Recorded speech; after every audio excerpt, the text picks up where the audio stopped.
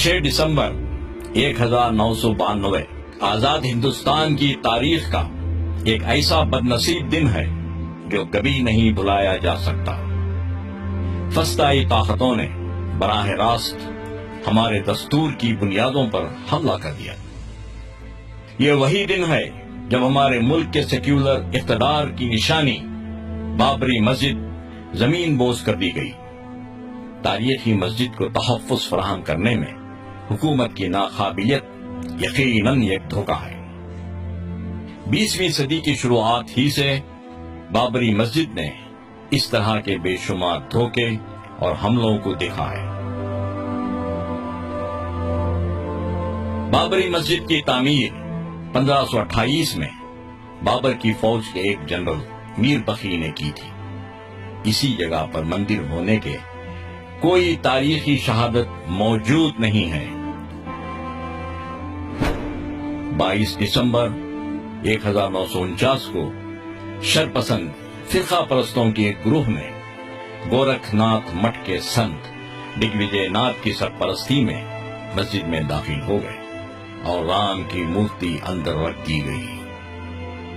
لوگوں کو یقین دلایا گیا کہ رام کی مورتی مسجد میں معجزانہ طور پر ظاہر ہو گئی۔ ایک مقامی افسر کے نائر جو فرقہ وارانہ فسطائی گروہوں سے تعلق کی بنا پر جانا جاتا تھا، مندر سے مورتیوں کو نکالنے سے انکار کرتا تھا۔ اسی وجہ سے سارے فساد شروع ہوئے۔ حکومت نے حکم نامہ جاری کیا کہ مسجد کے دروازوں پر تالا ڈال دیا جائے اور مسجد میں روزانہ 5 وقت کی نمازیں ادا نہ کی جائیں۔ یہ خوبصورت سفید رنگ کی مسجد بے یار و مددگار ایک کھنڈیر میں بدل گئی۔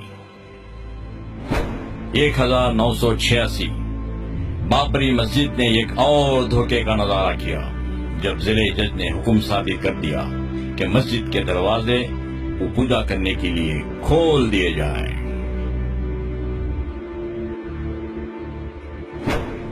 1986 کے بعد RSS اور اس کی ذیلی تنظیموں نے ایک فرقہ وارانہ منافرت کو شے دینے کے لیے رام جنم بھومی ابھیان کے نام سے ایک مہم چلا رکھی تھی تاکہ ملک کو فرقہ وارانہ بنیادوں پر تقسیم کر دیا جائے اور سیاسی ماحول تیار کرتے ہوئے بی جے پی کو اقتدار تک پہنچایا جائے۔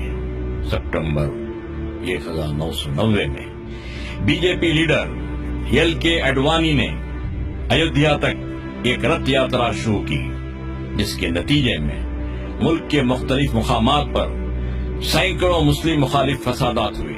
بالآخر RSS کے اپنے منصوبے میں اس وقت کامیابی ملی جب 1991 کے دوران بی جے پی اتر پردیش میں کامیاب ہوئی۔ 6 دسمبر 1992 کو VHP، بی جے پی اور RSS کی دیگر ذیلی تنظیموں نے مل کر ایک ریلی نکالی جس میں VHP اور بی جے پی کے کار سیوکوں سمیت لاکھوں کی تعداد میں مسجد کی جگہ پر جنونی طور پر جمع ہو گئے۔ اڈوانی، مرلی منوہر جوشی اور اما بھارتی جیسے بی جے پی لیڈرز اشتعال انگیز تقریر کرتے ہوئے کار سیوکوں کو مسجد منہدم کرنے کے لیے ابھار رہے تھے۔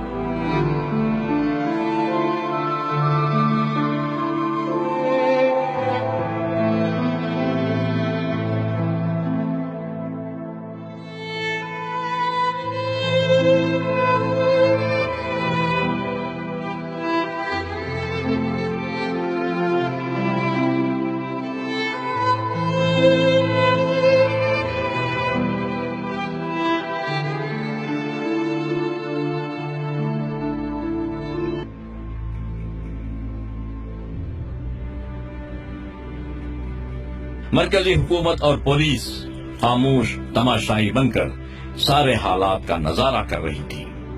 فیصلہ کن موڑ پر پہنچتے ہوئے کار سیوکوں نے بابری مسجد کے گنبدوں کو مسمار کر دیا اور ایک مندر منتقل کر دی۔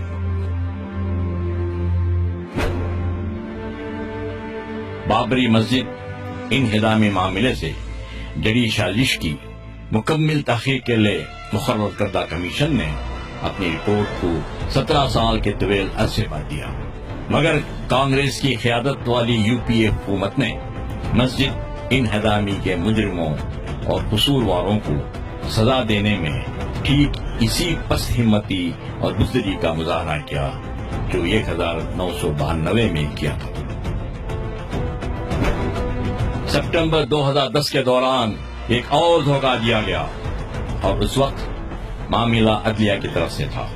الہ آباد ہائی کورٹ نے حکم جاری کرتے ہوئے کہا کہ زمین کے 1/3 حصے پر مسلمانوں کا، دیگر 1/3 حصے پر ہندوؤں کا قبضہ رہے گا اور بقیہ زمین نرموہی اکھاڑے کی ملکیت میں رہے گی۔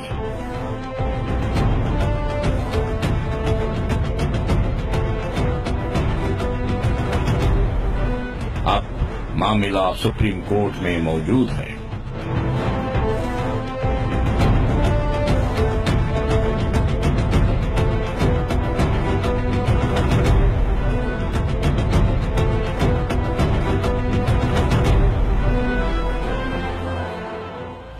بابری مسجد صرف مسلمانوں کا معاملہ نہیں ہے، بلکہ یہ اس کا تعلق براہ راست ملک سے ہے۔ ملک کے ہر ایک شہری سمیت حکومت کا فرض ہے کہ وہ بابری مسجد کو انصاف دلائے۔ فسطائی طاقتوں کی طرف سے یہ کوشش کی جا رہی ہے کہ ہمارے ذہنوں سے بابری مسجد کا تصور ہی نکال دیا جائے۔ آئیے آج ہم ان فرقہ پرست فسطائی طاقتوں کو جواب دیں کہ ہم کبھی بابری مسجد کو نہیں بھول سکتے، کیونکہ ہم خود بابری مسجد ہیں۔ ہندوستان کی عوام انشاءاللہ ضرور بابری مسجد کی دوبارہ تعمیر کرے گی۔